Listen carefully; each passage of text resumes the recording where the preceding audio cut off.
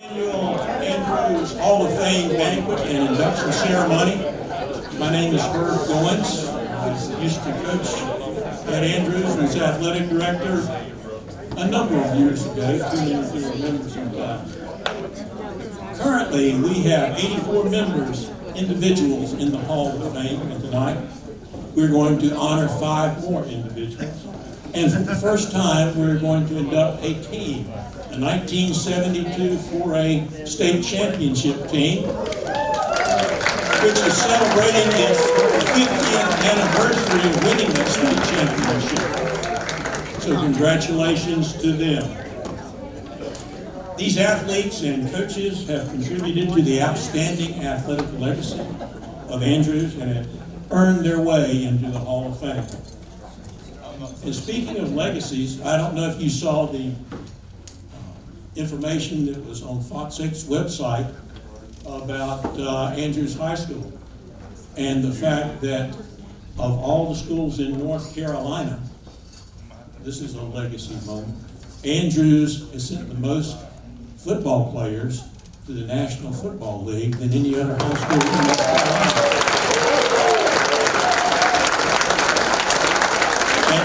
And 11, and 10 of those are in our Hall of Fame.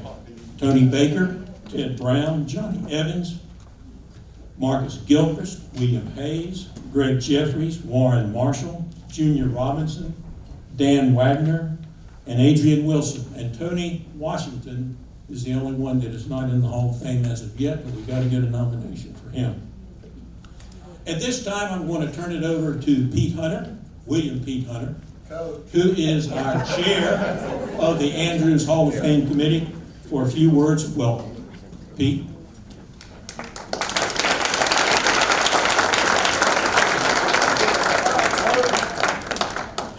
You go hard, you won't go long.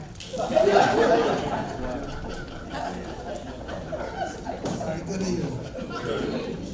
I'm Pete Hunter. I'm chairman of the TWA Andrews High School Hall of Fame Committee.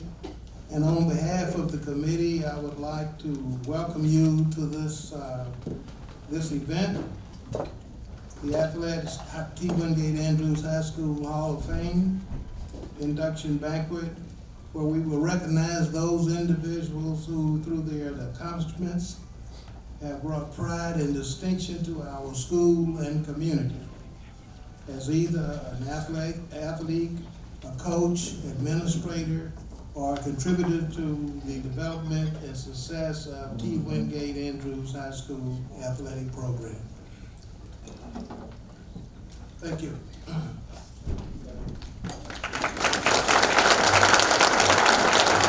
Thank you, Pete. Now I'm going to call on Robert Murphy, Hall of Fame member, and the Minister of Youth, Media, and Facilities at Oakview Baptist Church, for several announcements and then our invocation.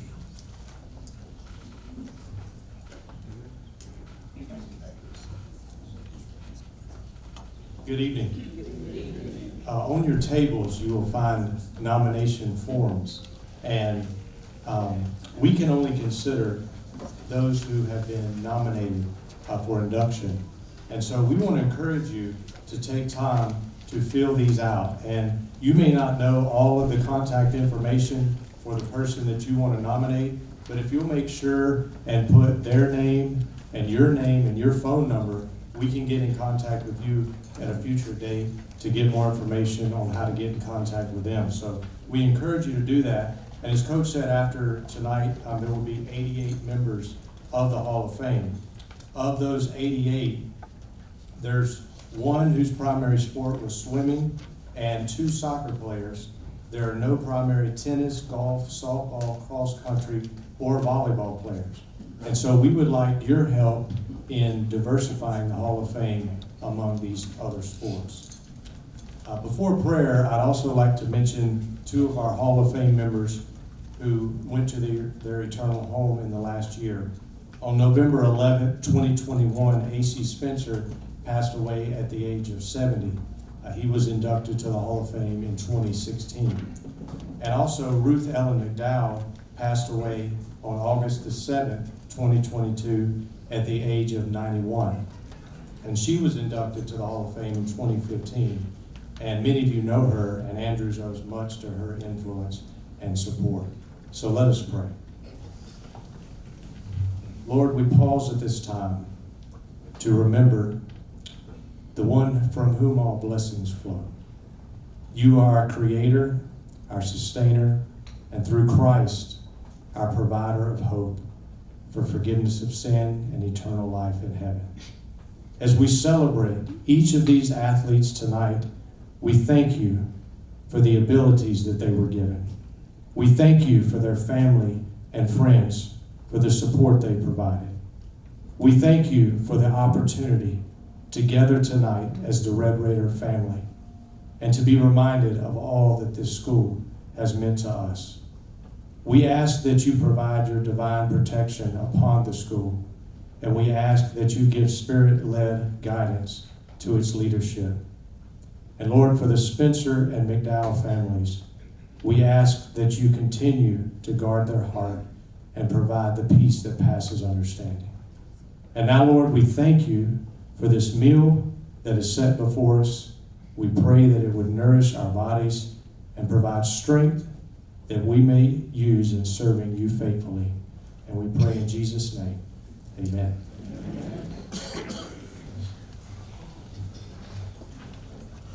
Thank you, Robert.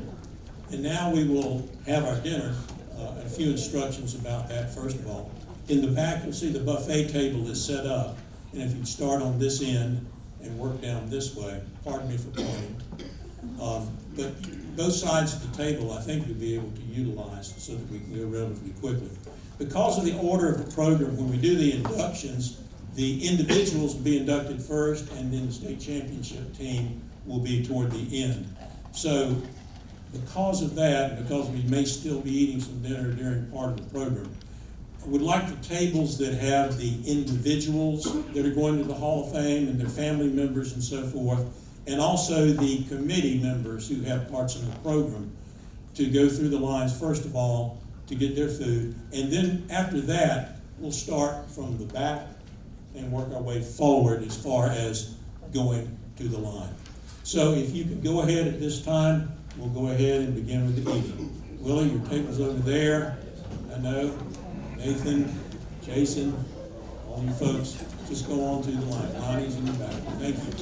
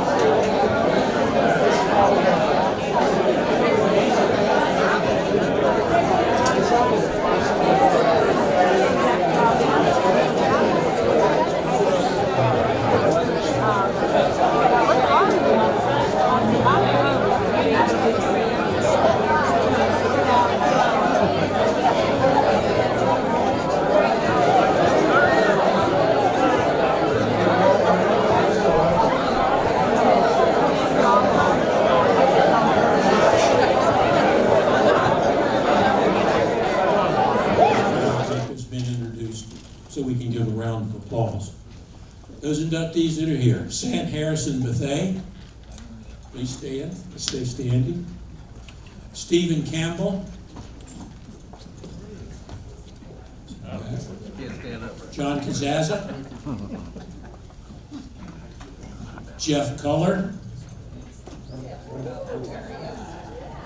Representing the family of Coach Hugh Gordon is Allison Gordon.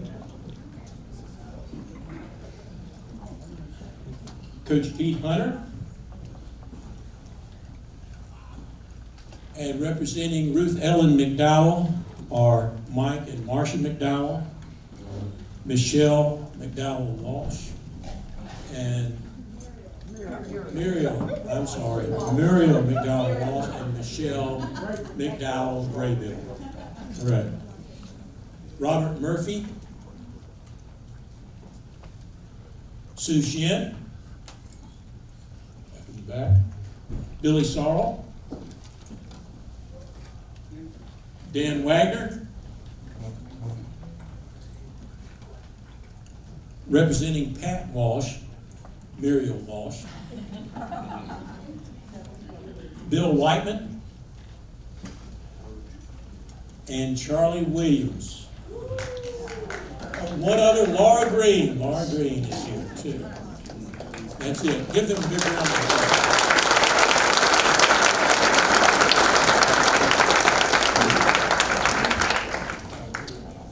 We'd like to recognize administration from Andrews that are here. Principal Marcus Goss and his wife Tamika, if you would please stand. And Athletic Director Ben Robinson.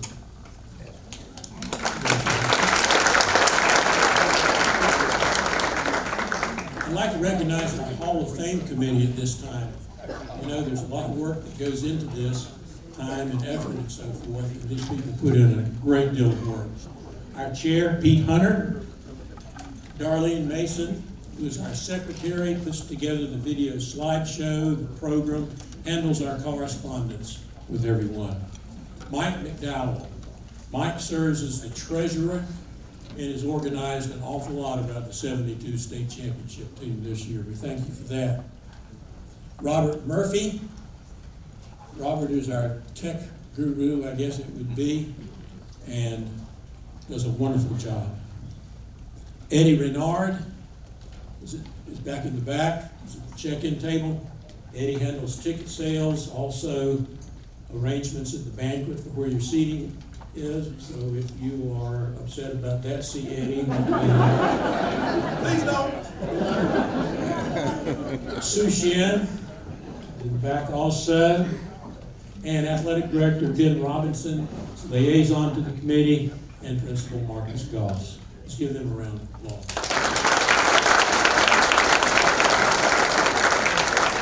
From the High Point Enterprise tonight, we have writer Michael Lindsay that will be doing a short article, I think, that will be in the paper tomorrow, and then a bigger article next week.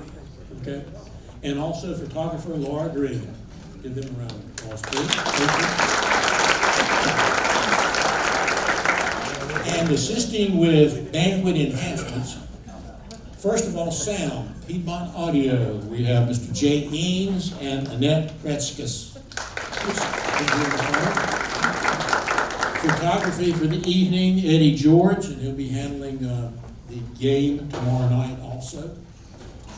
Videography, Greg and Delia Bates. Greg is back there with the big camera that's standing up. Video in the background. And of course, our caterer, Above and Beyond Catering, Christy White and her staff. Thank you very much.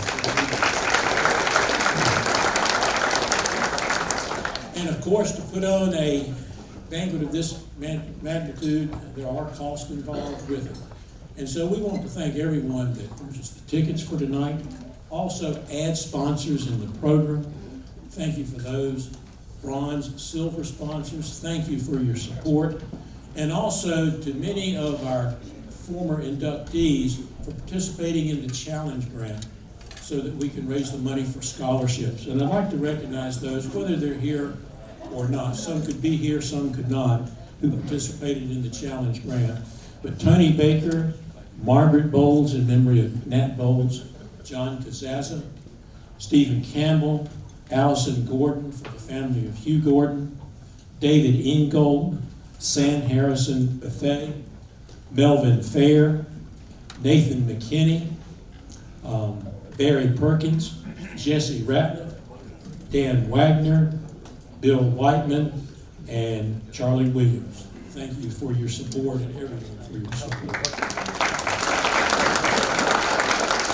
And speaking of the scholarship, at this time, I'd like to turn it over to Mike McDowell, who will be introducing our scholarship recipient this year. Mike.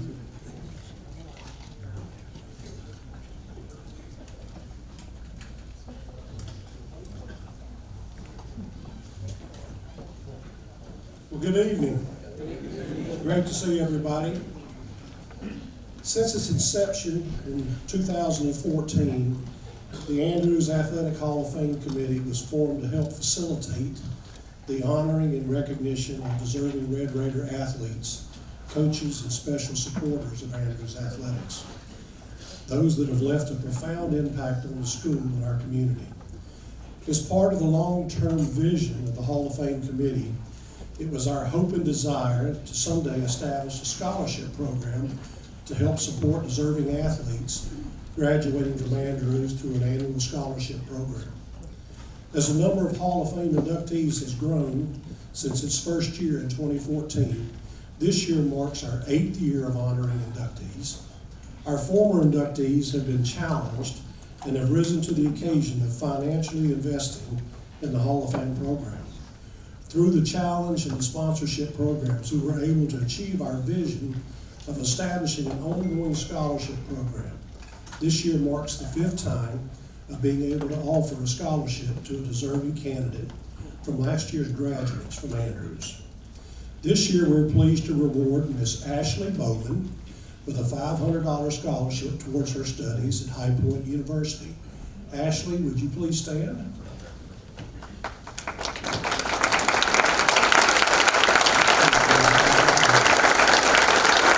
Just remain standing if you will. Ashley is enrolled at High Point University and working towards a degree in exercise science.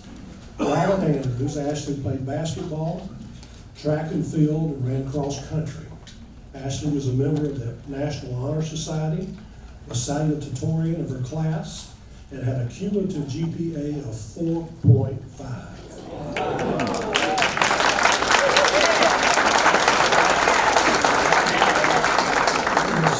Keep standing, Ashley. Not only was she a strong athlete, but she was just as impressive in the classroom. Ashley is joined tonight by her mother, Miranda, and unfortunately her dad, Mario Bowman, could not make it, but would each of you please stand and be recognized as well.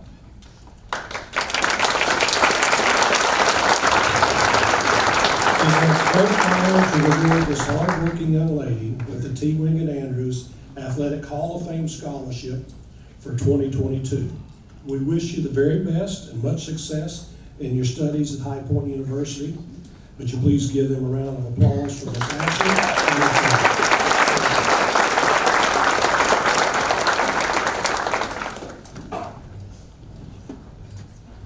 Thank you, Mike, and congratulations, Ashley.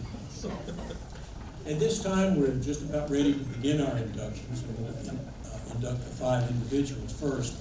A little bit about how we will proceed. While I'm giving some information about the inductee, they'll be coming forward. Mr. Hunter will place the medallion around your desk, and then you'll have the opportunity to respond. In the meantime, over on the side, a slideshow will be going of that particular individual. Some pictures are embarrassing, some pictures are not. But nevertheless, it was our attempt at that. So we are ready to begin. Oh, one other thing. On Facebook and YouTube, is that correct, Robert? I'm not too familiar with all of these things. You can find video and pictures of the banquet, is that okay? So that is mentioned somewhere in the program that you have. Very well. Our first inductee is Jason Blackwood. Jason played basketball all 4 years at Andrews, graduating in 1998. He became the starting point guard toward the end of his freshman season when Andrews won the state 3A basketball championship and remained a starter for his final 3 seasons. He was a 3-time captain and 3-time all-conference player. He was runner-up for Conference Player of the Year his senior season and was named to the all-conference tournament team twice and made the all-Northwest North Carolina team. He scored over 1,000 points in his career, averaging 15 points and 5 assists per game. After attending High Point University for his freshman year, he transferred to Guilford College, where he played basketball for 2 years. He graduated from Guilford in 2002 with a degree in sports management. Jason lives in High Point and works for TeleXpress, a telecommunication equipment company. Let's welcome Jason Blackwood into the Andrews podcast.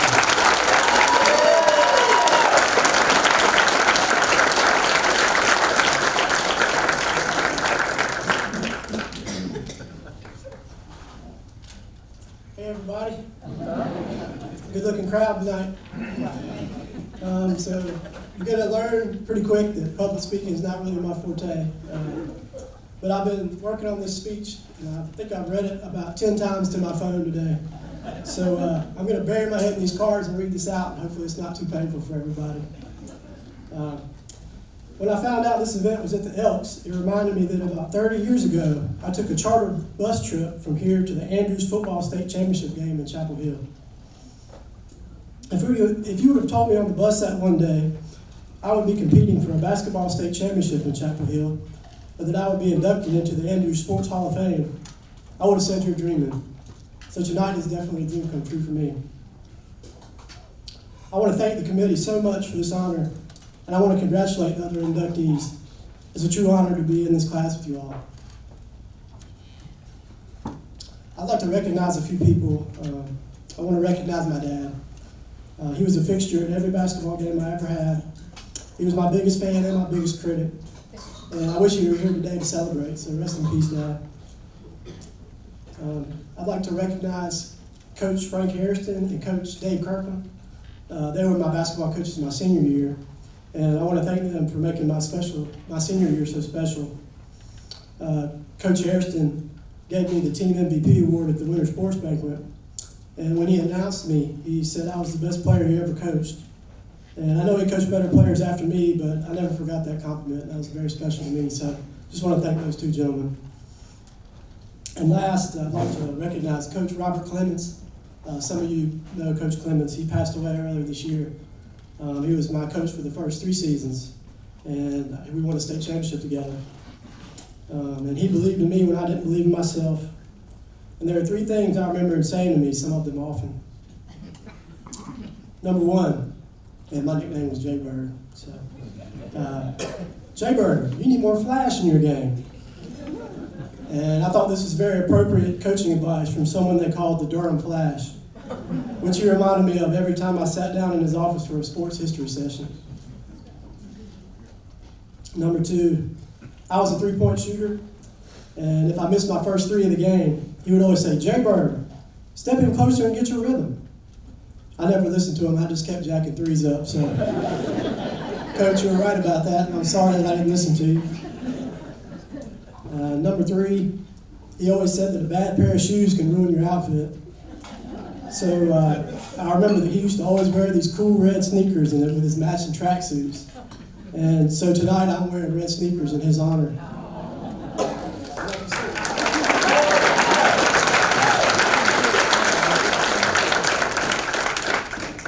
And I don't know how he would have felt about sneakers with this outfit, but hopefully since it's for him, he would have let it slide tonight.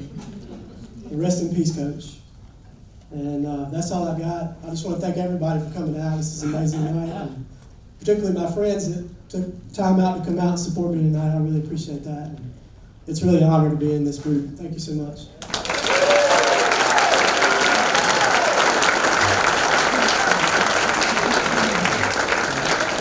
Congratulations, Jason. Our next inductee is John Reinhardt.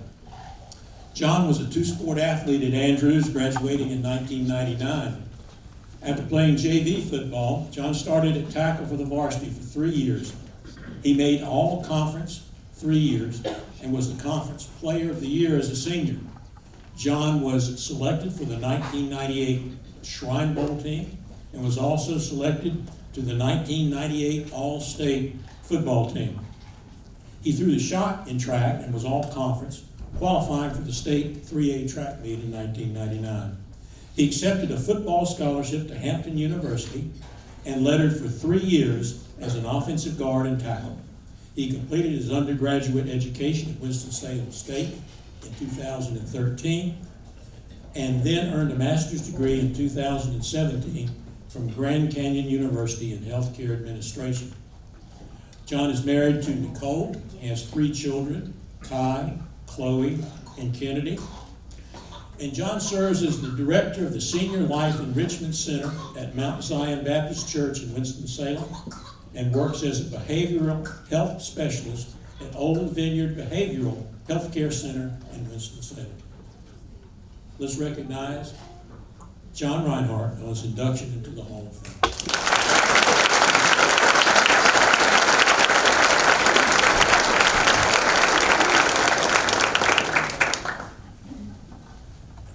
Good evening, everyone. How's everybody doing? First of all, I want to thank God for everything He's done for me. Second, I want to thank my family who's here, my wife, my mother, sister, my family, my kids. I also want to thank the committee for inducting me. And I want to thank the inductees, for being in this class and everything.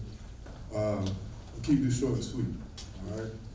A boy to a man, I was told that I wouldn't walk past 18. So that's one of the biggest things that I will sit here and I'll tell you tonight. I had to delete the fact that I can't out of my vocabulary. And I had to learn how to persevere in life. So I will tell you tonight, I'm gonna keep it real short, learn how to persevere. It might take you a little longer. It might take you, it's hard. You may take a long road. The road might be real tough, but learn how to persevere. That's one of the third cardinal principles in the best and the baddest fraternity that I am in, Omega Psi Phi. I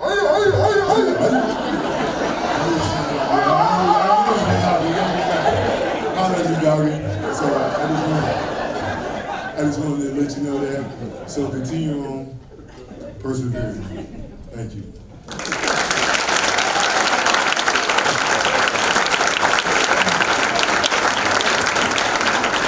Thank you, John. Congratulations. Our next inductee is Nathan Ritter. This 1977 graduate distinguished himself as an outstanding kicker for both Andrews and North Carolina State in the mid and late 70s. Nathan scored 165 career points, kicking field goals and extra points for the Red Raiders, a record that still stands for kickers to this day. During his 1976 senior season, he kicked extra points, field goals, punted, and kicked off. He handled everything. He made 51 of 53 extra points and kicked 10 field goals that year, including his high school career longest of 45 yards, scoring 81 points as the Red Raiders finished 13-1 and won the state 4A championship. He made all conference for 2 years and earned a football scholarship to North Carolina State. After serving as the backup kicker his freshman year, he burst onto the college scene. He really did, by kicking 5 field goals in his first game, a record that still stands at North Carolina State for the number of field goals in a game. And that was against East Carolina. The 1978 North Carolina State team finished 9-3, won the Tangerine Bowl, and finished ranked 18th in the nation. Nathan kicked 3 field goals, including his career long of 51 yards in that bowl game, and was named the offensive player of the game. For the 1978 season, he scored 76 points and was named All Atlantic Coast Conference. In 1979, he scored 54 points kicking as North Carolina State won the ACC championship. He finished his NC State career having scored 180 points, and at that time, it was the leading number of points for a kicker. Nathan's married, his wife Lynn. His children are son Jonathan, who is a CPA in Raleigh, a daughter Katie, who's working on her PhD in pharmacy at the University of North Carolina. And Nathan works for M. Mulkey Veneer Company in High Point. Let's welcome Nathan Ritter.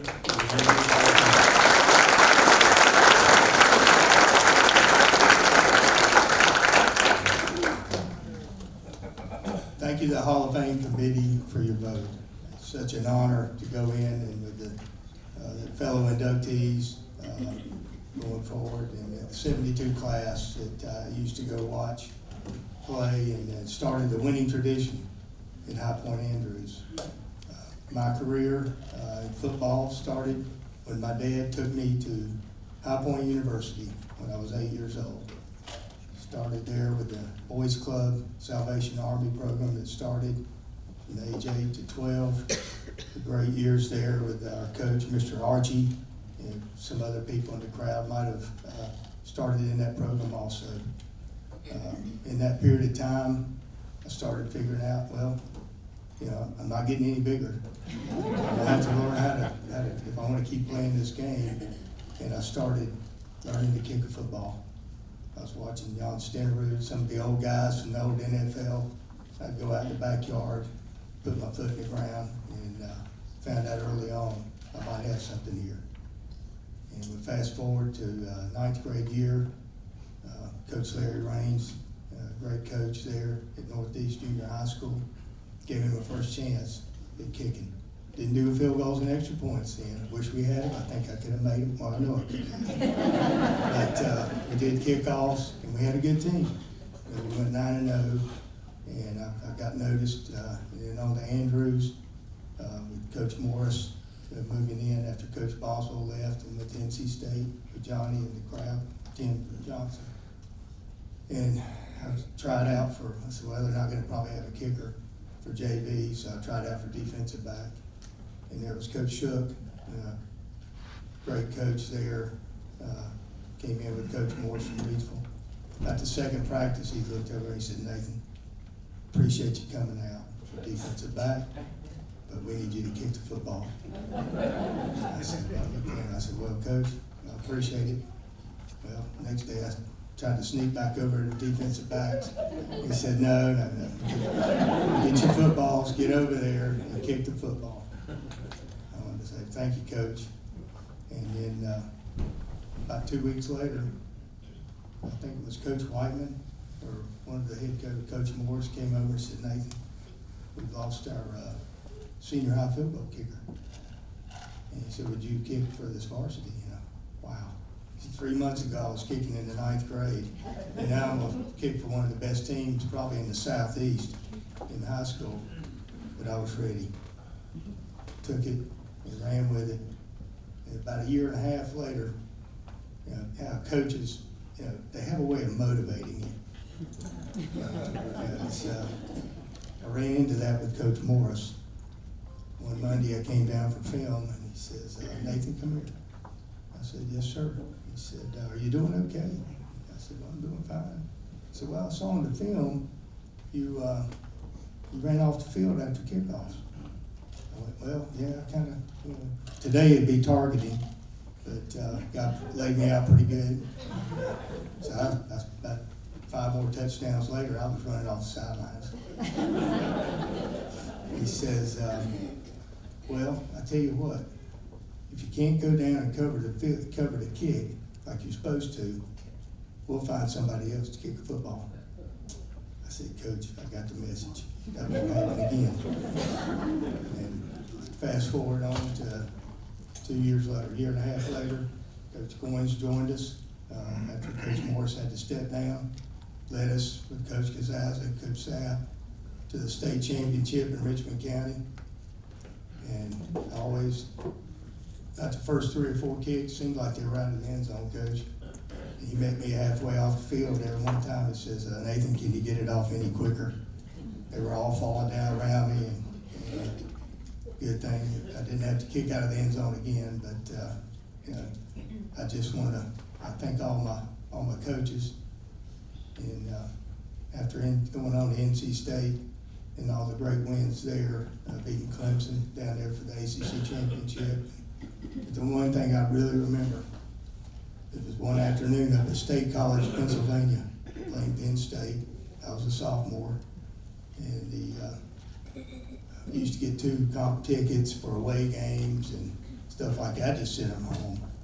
You know, it's a long drive. It's probably 8 hours, 9 hours up to the mountains of Pennsylvania. And we were walking down that next morning for a 1 o'clock kick. I was walking down with some of the players, and I saw a car over there that looked familiar. And I walked over there, and my dad opened his eyes. Him and my brother Byron had driven all night to be there for that game. I just, I said, if I don't give you a little kick in your step, I don't know what does. I just want to thank the committee for your votes. I want to thank my fellow inductees for coming tonight, and it's just my wife for filling out the application. My son's here with Emily, and my brothers and their wives. Thanks for all the support over the years, and thank you very much.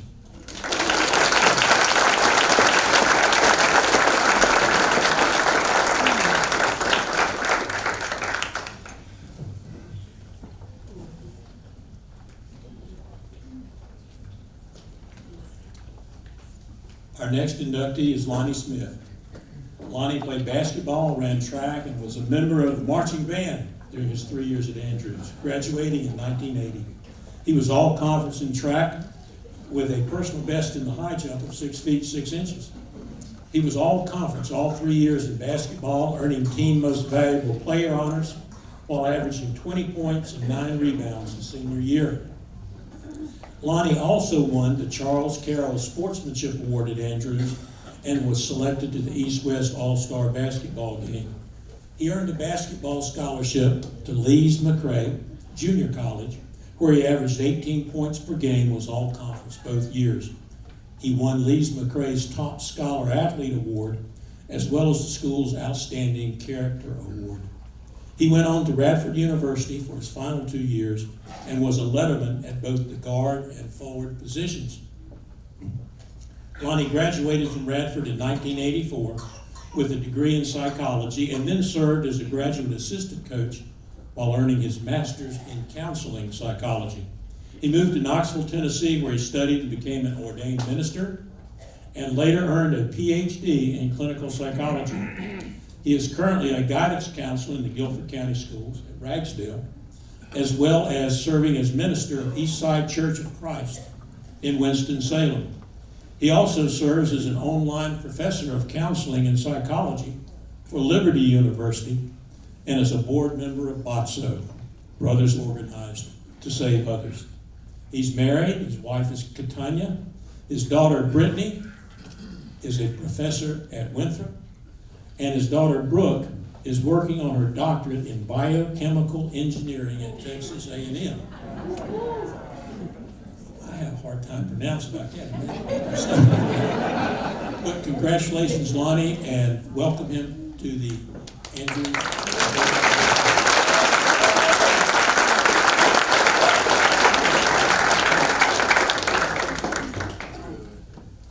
First of all, it's an honor to be here and with all the inductees, and I appreciate this opportunity. I think I need to thank Britt Moore for nominating me and the committee for selecting me. I want to just say thank you to my family back there, and my wife and my daughter, who's the professor back there at Winthrop, and the Copelands, who are my good friends, and also my cousins, the Littles. It's so good to see many of my classmates here too.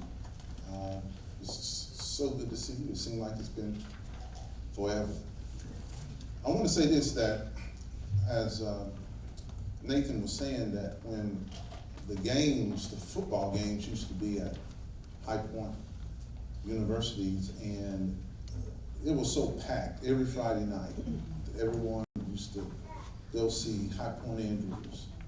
And for us that did not make it in the stadium, we would be outside the fence. Do y'all remember that?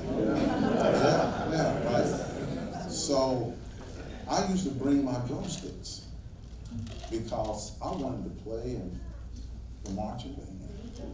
That's the only thing I thought about, is that one day I'm going to be in that marching band. I'm going to be a drummer, which I end up being a drummer. And as Coach Gorman mentioned about the statistics of the NFL players that came from Andrews, one of the biggest motivations for me were the athletes that played at Andrews High School. I thought these guys were superheroes. And also mentioned that, football really was, I thought I was going to play football. But I ended up growing a little bit, and I started getting better in basketball. And fortunately, I was coached by George Fareed. He's deceased now, but he was one of the players of Big House Games. You remember Big House Games at Winston-Salem State? Now, could you imagine him putting us on a bus or a van, I think, and we drove to Winston-Salem State, and we had to practice with the Winston-Salem State basketball team. I about gave up basketball after that particular practice. But one thing that I can say about High Point Andrews and being an athlete there is the pride of being a Raider, the passion, the conviction, the discipline. I remember Coach Kazazza, he would take us to the court. He wouldn't let anyone beat him in basketball until I came along.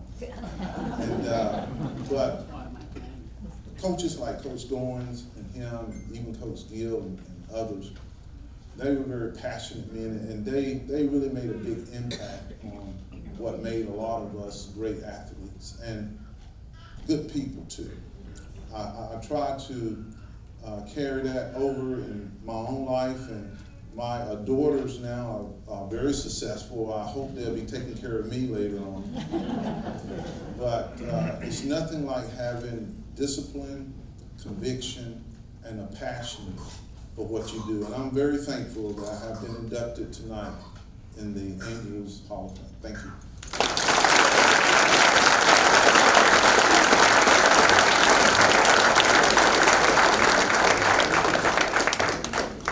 Congratulations, Lonnie. Our next inductee is Willie Williams. Willie played basketball under Hall of Fame coach George Fareed at Andrews, graduating in 1974. He was all-conference, the team's most improved player and best free throw shooter, while averaging 15 points per game during his career. Willie earned a basketball junior college scholarship to Durham Business College, where he played point guard. The team made it to the National Junior College playoffs during his second season at the school. Willie then went to North Carolina Central, where he graduated in 1978 with a degree in business. He remained in Durham and has worked for the Duke University stores for 35 years and currently serves as assistant general manager. His wife Lottie is here. They have 2 daughters, Brandy and Whitney, and 4 grandchildren, Cameron, Braylon, Liam, and Leah. Congratulations, Willie. Let's welcome him to the Andrews Athletic Hall of Fame.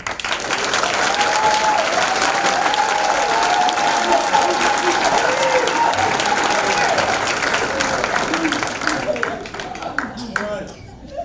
First of all, can you hear me? All right, amen.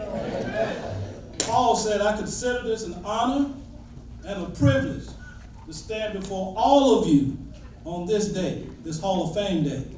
My wife, my sister, a few other people said, please, don't get up there and start preaching. Someone one said, don't get up there and be long-winded. I ain't listening to none of it.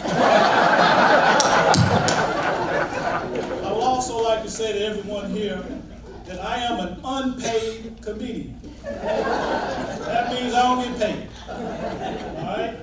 But let me be serious for a minute. Thank you to the Hall of Fame committee. Thank you to my younger sister, Sarah Torrance, who nominated me. And I'm so happy that I am in the Andrews Hall of Fame. We used to say, we are the Raiders. The mighty, mighty Raiders.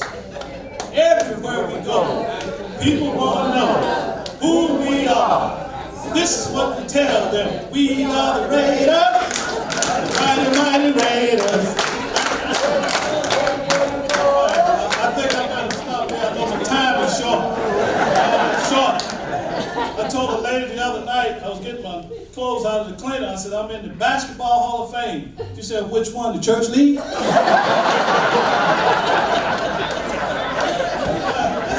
bad. Anyway, my basketball career started at the boys' club. I was about 11 years old. I stood 5'6". I'm still 5'6". I'm just going off the cuff. I don't have a speech. Okay? So I played basketball at the boys' club. After that, my coach was Hurley Boyd, and another coach was Thurman Motley. Played there. Next year I played at Griffin Junior High School. Next year I went to Ferndale. I went to Ferndale every day, practice. Stood on the wall. Okay? The coach never would let me practice. Stood on the wall, so he said, I'm tired of this. So I went back to the boys' club, played basketball at the boys' club again. All right, so the summer before I went to the 10th grade, I was playing in a summer league that Coach George Fareed would open up the gym over there and let everybody come in and play. So he saw this little fella out there playing basketball. He came up to me and said, young fella, where did you play basketball at last year? I said, I didn't play. He said, here's what I'm going to do. There was a man named Pete Hunter. I want him to get to know you. That's this man standing right here. So my 10th grade year, I go out for the basketball team. He's my coach, okay? He said, now, Willie, here's what I want you to do. Every time there's a shot that goes up, don't you try to go get the rebound. Now, I could jump out of the gym, but he said, don't try to get the rebound. He said, you just run down court. So what I would do, Steve, he's here, Roger McGrath, all of them, they would get the rebound, they throw the ball down court. And I was a wide receiver in football, so I catch the ball, lay it up. So then the next time we play teams, they're used to this, breaking loose. So they had a man to guard me. But when I would go down court, he'd try to block my shot. I had this move I call a double clutch. So I double clutch. So doing the double clutch is how I became a star. So I'm going to move on a little bit. Played the 11th grade year. My 11th grade year, we had one of the best basketball teams in the state of North Carolina, but we happened to be in the same conference with Reedfield. In 1973, Reedfield won the state championship. 1974, we go into the playoffs. We play a team, Henderson Vance High School. They win the state championship in 1974. Okay, so what? Then I go on to college. I have a basketball scholarship at Durham College. Now, Durham College, when I got there, they had 66 basketball players. Okay, 66 basketball. The coach that recruited me went to NC State, then we had a new coach. But it was 66 people that were recruited to play. Now, how in the world? I'm 5'6", and we got 66 basketball players from Cincinnati, from New York, all these players. They could dribble behind the net everywhere. Only thing I could do was shoot and jump. So one day, the coach we get a bus, and the bus takes us over to Duke. Okay, I'm a Duke fan. Any Duke fans here? Right. I had a Duke book that I was going to bring with all the Duke players and be shaking hands. My wife said, no, you got to leave it at home. So, I left it home. So we out to Duke playing in the car gym one day, and I get a chance to play. They don't choose short people. When you're out there playing, you got to get there early. So I got there early, so I was playing. This is true story. So I'm playing, okay, and after I finish playing, I come to the sideline, and the person that was standing there said, hey, young fella, Now, where do you go to high school at? I said, I go to Durham College. He said, what?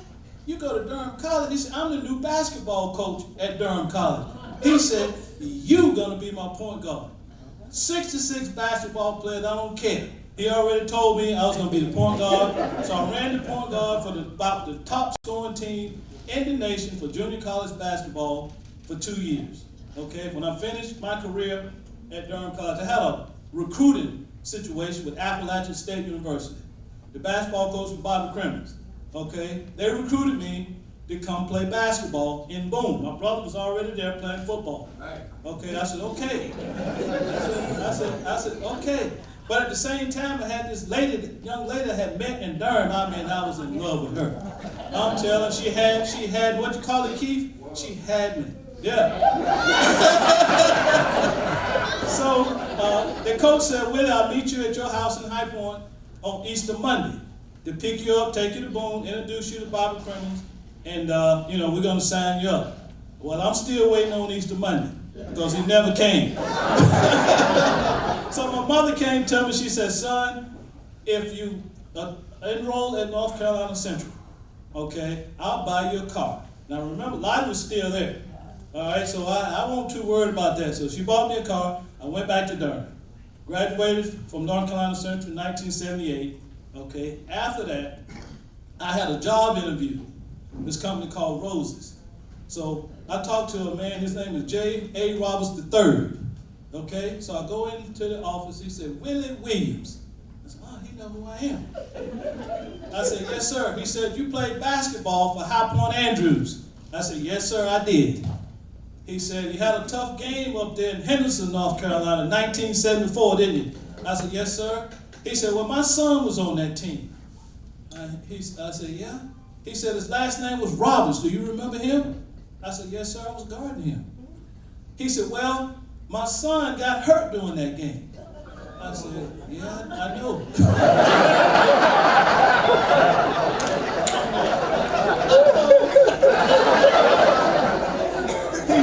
He said, now, there was a player on your team. I don't know if he's here tonight or not, but there was a player on your team. His name was Johnny Evans.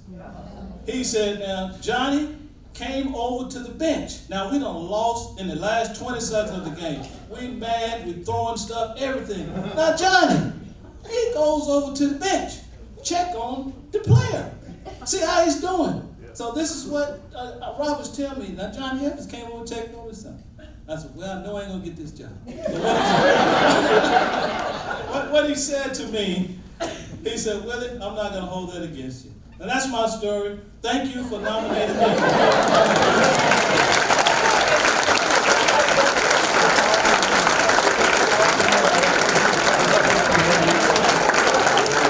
Thank you, Willie, and congratulations.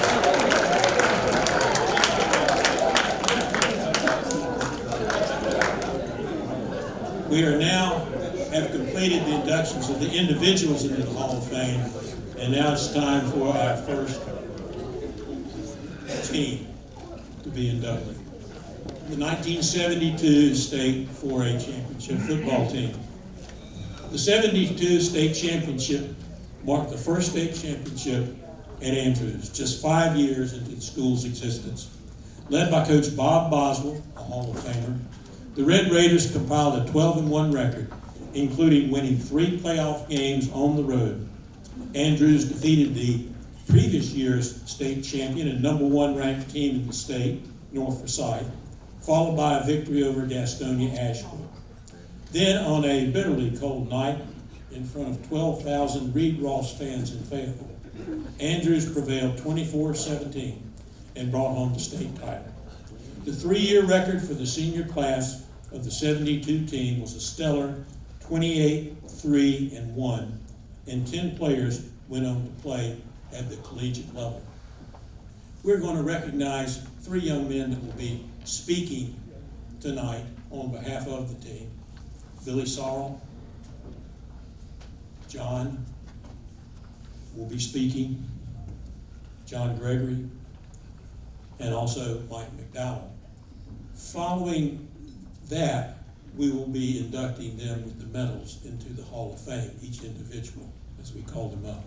So at this time, I call on Billy Saul.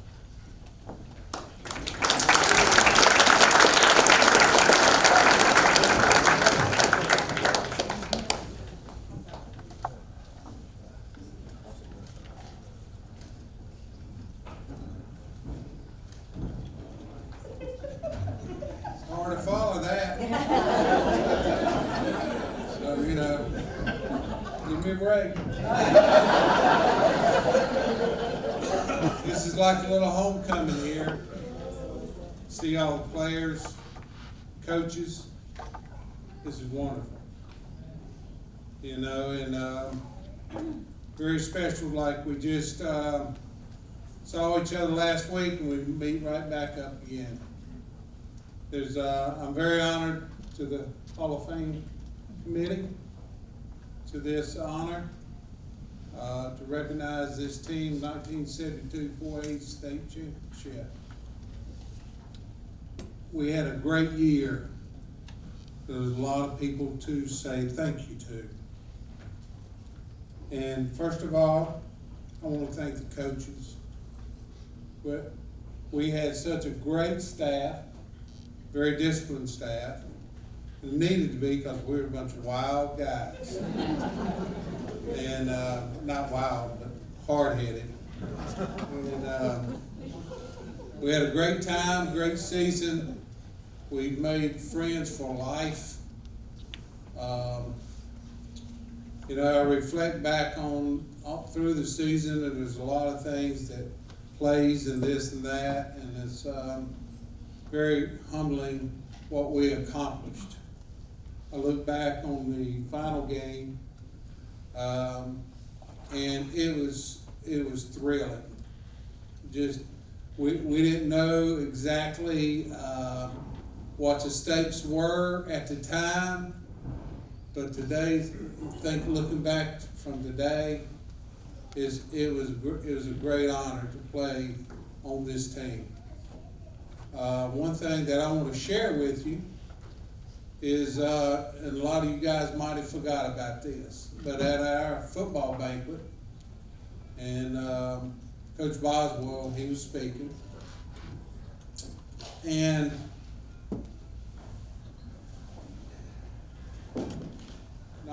'72 state championship football team.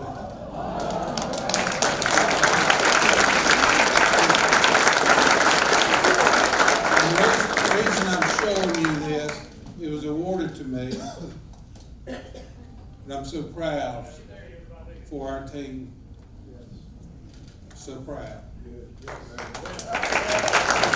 you again. I'm going to cut it short because Mike's got a long speech. Take care. Thank you.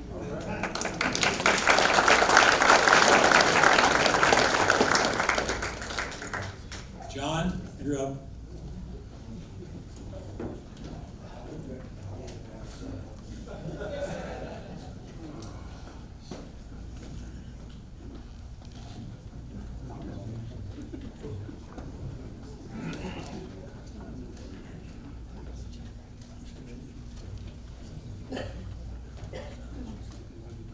I made notes. I'm known for going off cuff, but tonight, this is such a special moment. I thought I'd better write down what I'm gonna say, because it means so much to me. TWA Dave Andrews, 1972 Football Team Hall of Fame induction. 50 years later, a time when pride mattered.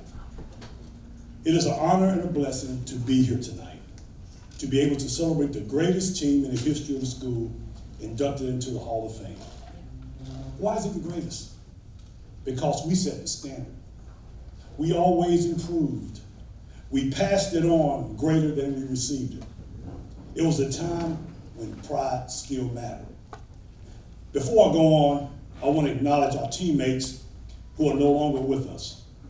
Head coach Bob Boswell, Roy Brown, James Flake, co-captain Ken Hill, Sammy Little, J.P. Millis, Randy Robinson, Thad Yarborough, and Jeff York.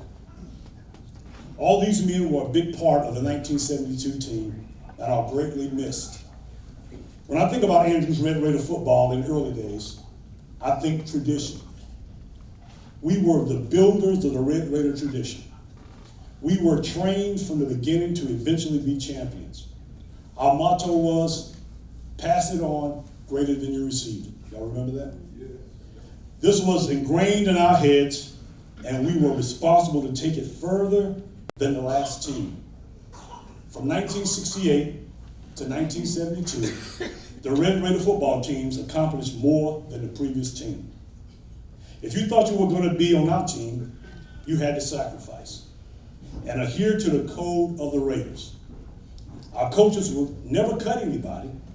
You would decide to quit. I remember thinking about quitting one hot August practice during my sophomore year.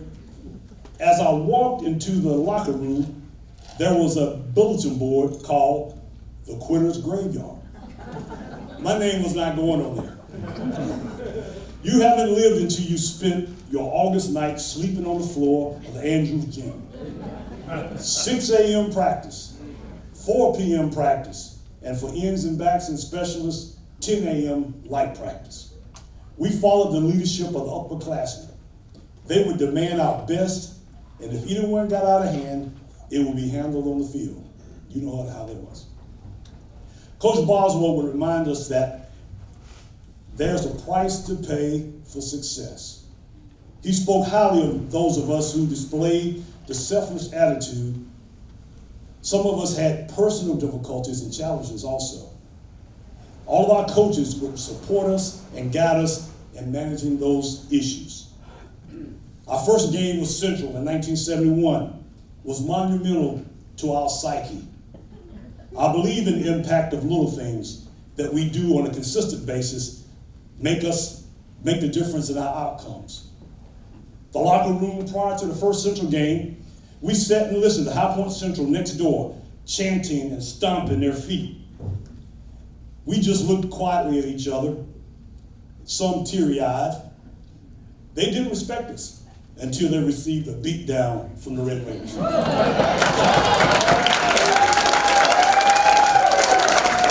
Pass it on better than you received it. We were ready to be champions. It was not to be in 1971. After undefeated regular season, we came up short against Norfolk Forsyth and Claude Smalls. I remember the end of that game because our captain lined us up to break down after the loss. A meaningless you might say. It was the pride of the Raiders.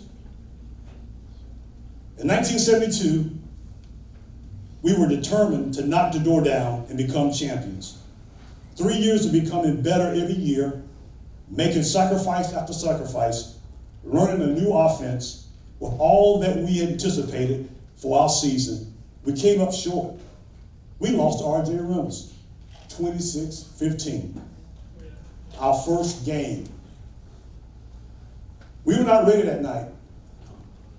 The following Saturday morning, we were back in the practice field. Who does that? We did. Our battle cry after that loss changed to, somebody got to pay for 26 points. We made every team pay for it. The Hall of Fame team is a testament to the sacrifice of all the previous teams. In 1972, we made all the big plays and all the close games. My lasting memory is the last halftime in the championship game. We were behind at the half, dejected and disappointed. Some heads were down, others trying to encourage the team. I remember Coach Boswell sensing the defeat that moved in some of us. In a fiery request, he told us that he only the ones who hadn't given up to meet him in the corner of the locker room, and the rest is history. Hail to the mighty Red Raiders and every team that made our team the greatest in Raider history, a time when pride still mattered. Thank you.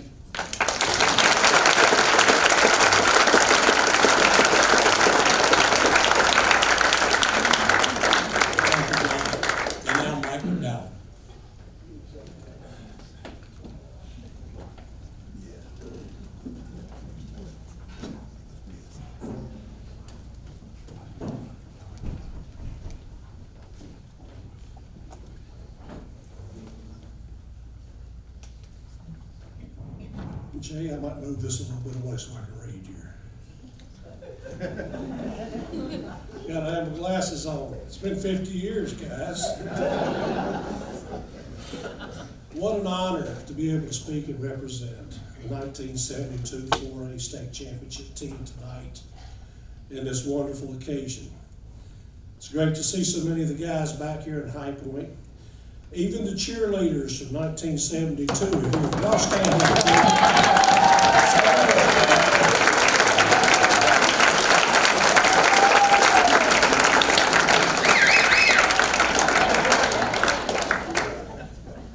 Don't forget our Ritter. That's right.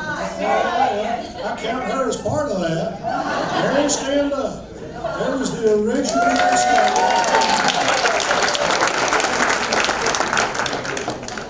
You've heard Billy and John speak about the team and their perspective of what it means to them to have been part of such a wonderful time and experience.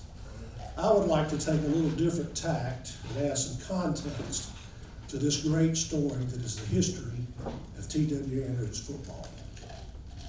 In 1968, now a lot of you in this room know this, but I expect about half of you probably don't. The High Point City Schools, there was no Guilford County consolidated system yet, finally acted upon the 1954 landmark ruling of the U.S. Supreme Court case known as Brown versus the Board of Education to end segregation of all public schools.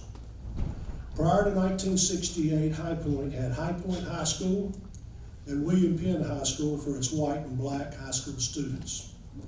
Andrews High School was born out of the movement to fully integrate the schools in the city of High Point. Andrews opened in 1968 as a brand new school with no history. By design, the school was built to accommodate only 900 students. It seems that the High Point City School Board did their best to ensure that Andrews and High Point Central were never in the same classification and wouldn't have to compete against each other. William Penn was closed, and if you were black, you were told where you would go to school based on where you lived. You either went to High Point Central or you went to Andrews. If you were white, you were given a choice under a freedom of choice provision granted by the school board. High Point City School Superintendent Dean Pruitt wanted to handpick his own choice of principal for the new school. But thankfully the board and many of the Andrews parents fought him and insisted that Sam Burford, the principal at William Penn, become the first principal of Andrews High School. Mr. Burford got the job and was the first black principal of a biracial high school in the South and helped guide Andrews through those first formative years. In being a new school in town, Andrews had to fight for everything it got. It seemed that the school board and the entrenched administrators within the system catered to every need for Central, and Andrews was the stepchild. That first year the school opened, Andrews got the used football equipment handed down from Central, while Central got all brand new equipment. Coach Boswell wanted to buy a Nautilus weight machine. Y'all remember that, guys? Yeah.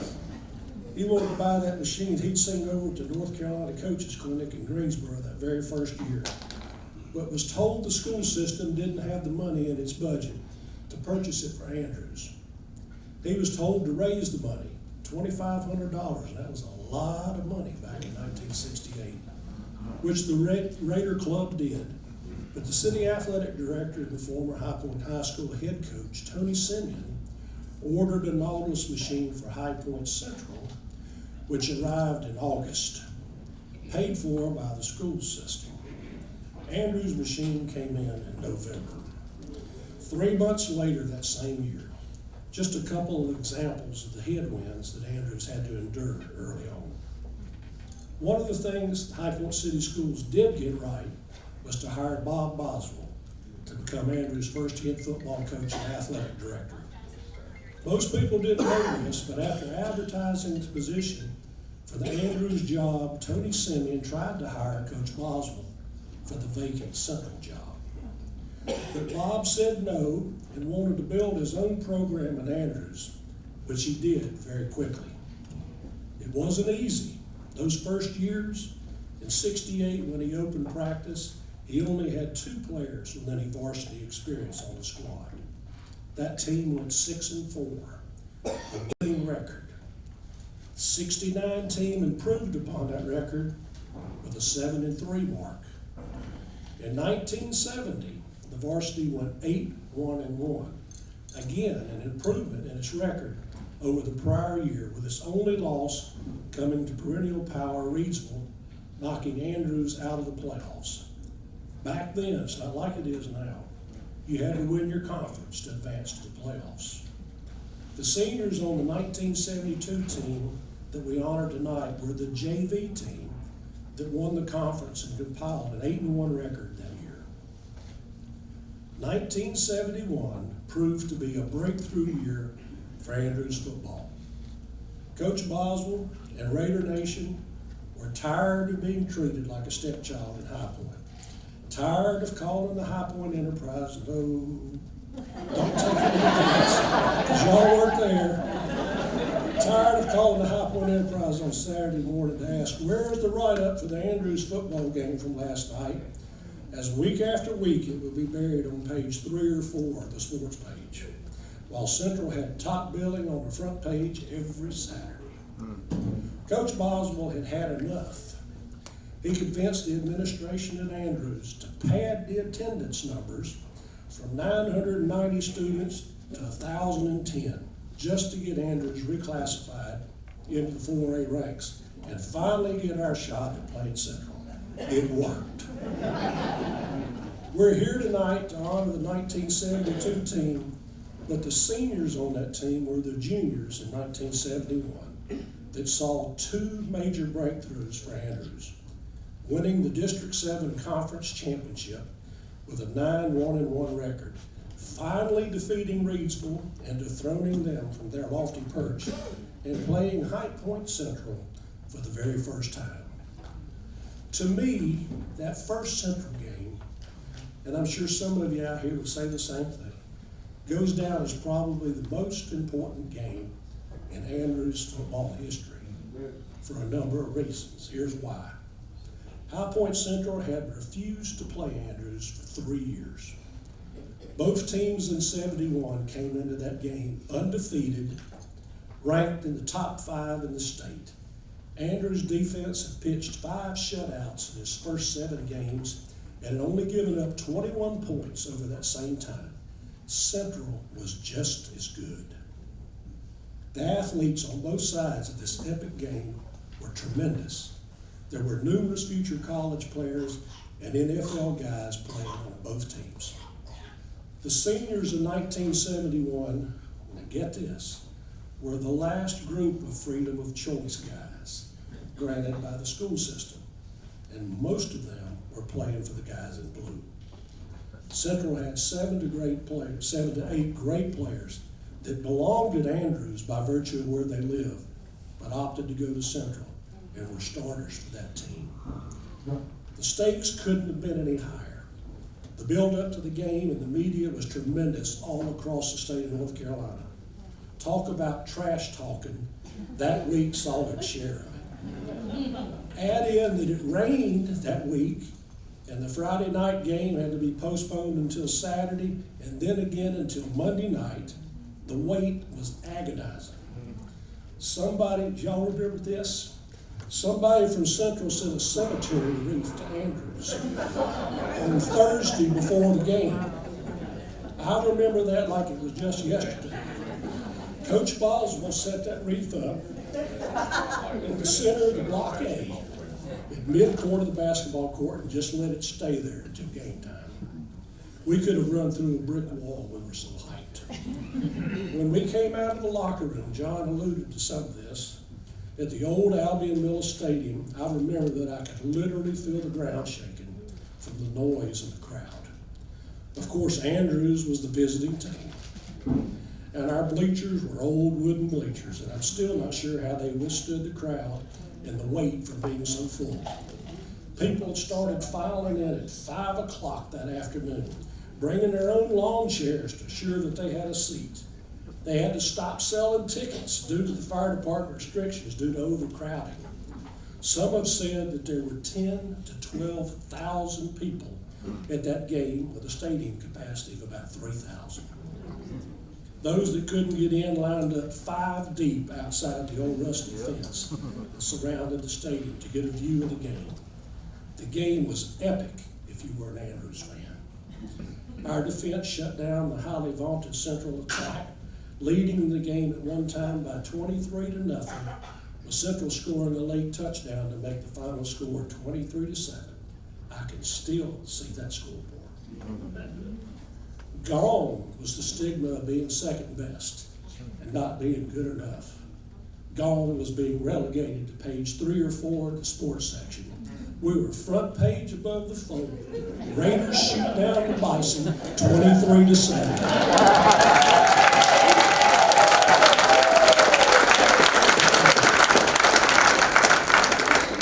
The 71 team finished 9-1-1, losing only to eventual state champions North Forsyth, who defeated High Point Central for the state championship 10-7 by kicking a field goal with no time left on the clock. The 72 team finished 12-1 and reached the pinnacle of success as 4A state champions. I think it's fair to say that we stood on the shoulders of that 1971 team and all who came before them, just as every great Andrews team since has stood on what we were able to accomplish. By the way, the 72 team never lost to Central.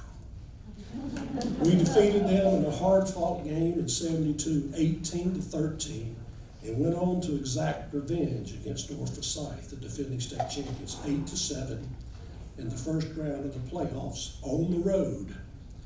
Again, the athletes that were in High Point during that era were tremendous. How good were they?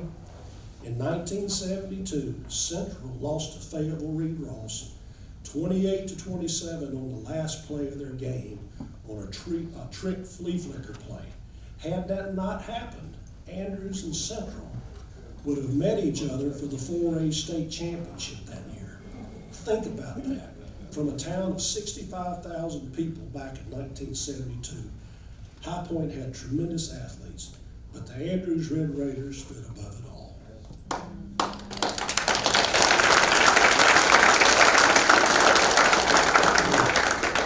This banner, which is the original banner that was raised in the very first one in the Andrews Gym, signifying a state championship team, was earned a mere 4 years into its very existence as a school. There are now 32 banners hanging in that gym, each marking a moment in time in recognition of those teams that achieved the honor of being crowned the very best in the long and storied history of athletic excellence at Andrews High School. All of those teams owe a debt of gratitude to those who paved the way and laid the foundation that is the rich history and tradition of being a part of the Red Raider family.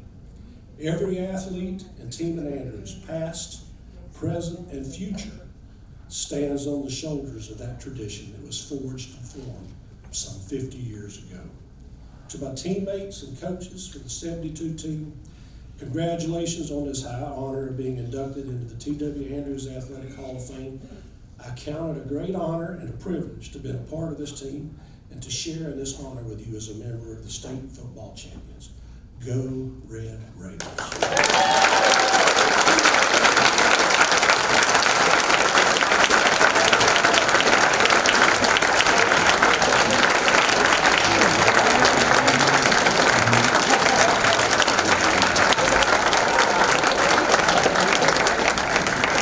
Thank you, Mike.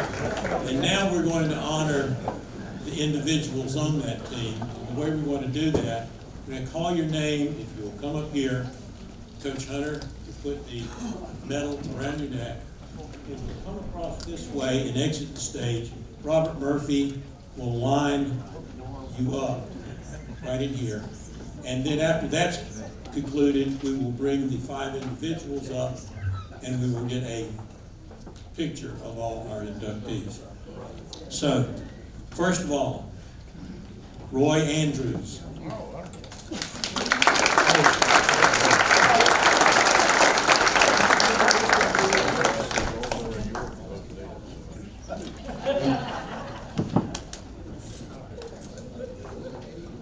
James Atkinson.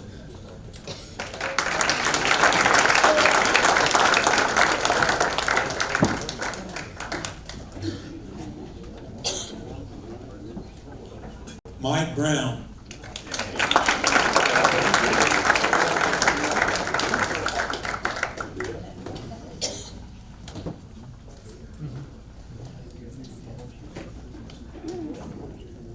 Alan Campbell.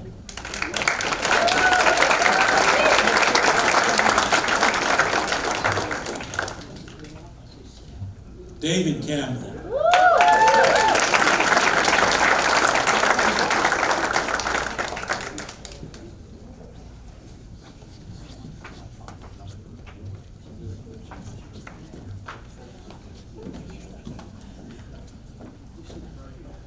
Ulysses Clinton.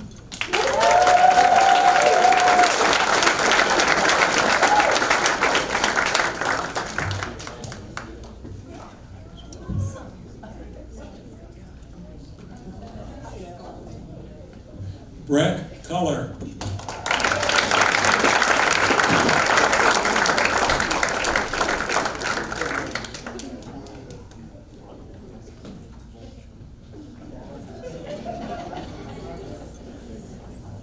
Kevin Culler.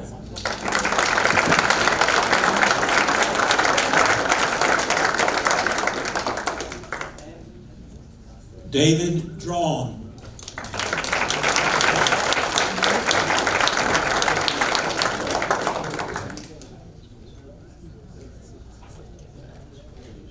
John Gregory.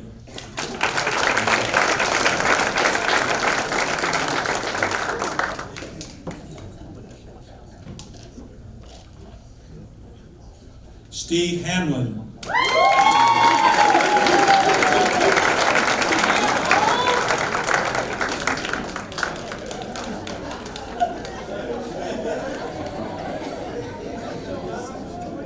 Coach Tom Harger.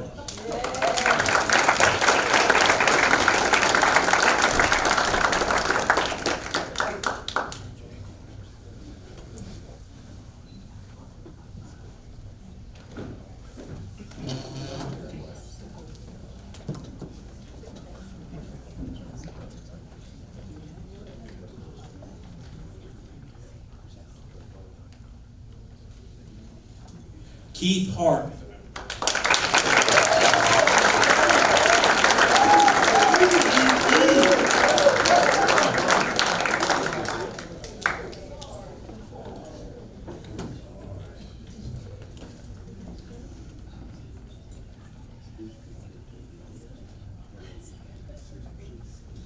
Coach Pete Hunter.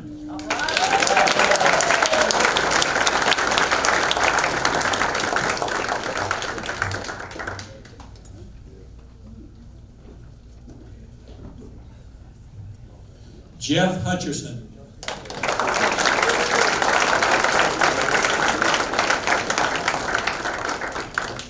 Mike McDowell.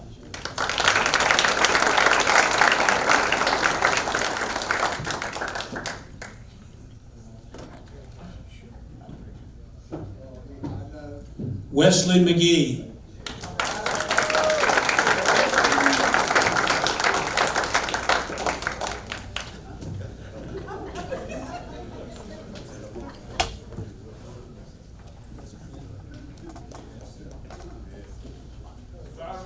Coach Corey McCray.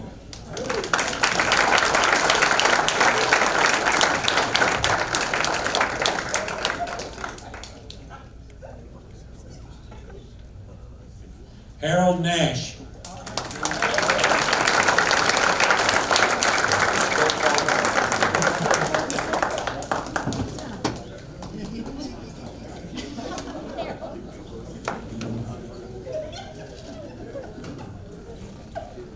Ty Pruitt.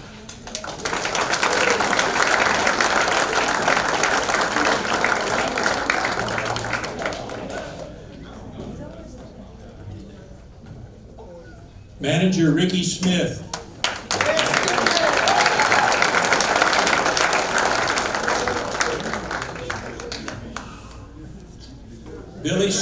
Billy Saul.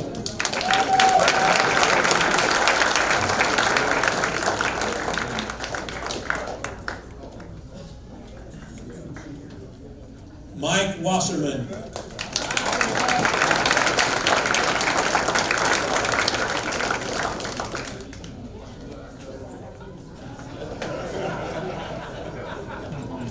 Coach Bill Whiteman.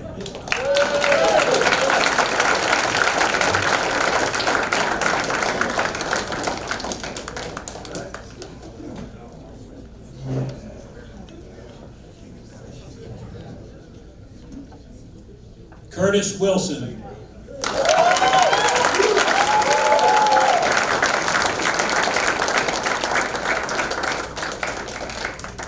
Come on, Curtis.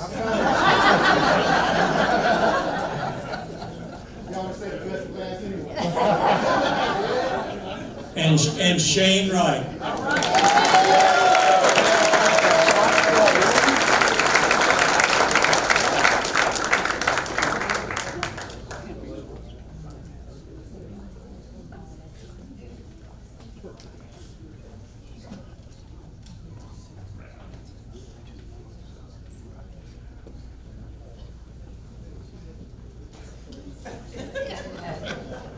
Now, if we could get the 5 individuals who are inducted into the Hall of Fame to come up and stand in front.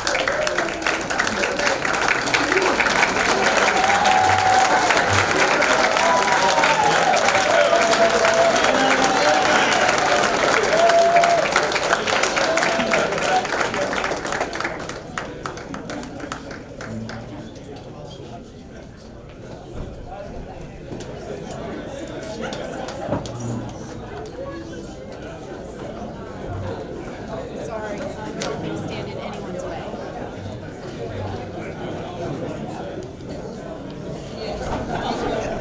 And the 5 individuals, if you could bring some chairs up to sit down in front.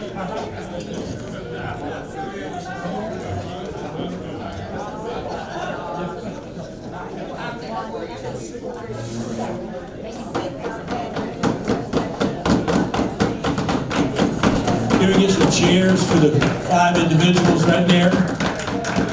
We're going to get a group picture. Let me remind you that tomorrow night at the football game, the individuals in the state championship team will be introduced at halftime. There will be spaces in front of the press box for the individuals and their families to sit. Remember, Guilford County has gone, starting this coming week, to a clear bag policy at the games. So you can't bring backpacks or big pocketbooks, only clear plastic bags or a small clutch for the ladies. One more time, this is our 2022 Hall of Fame class, 5 individuals and the 72 state championship team. Let's give them a big round of applause.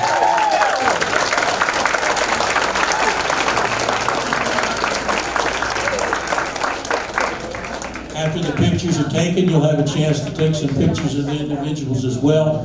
Thank you for making this a successful evening.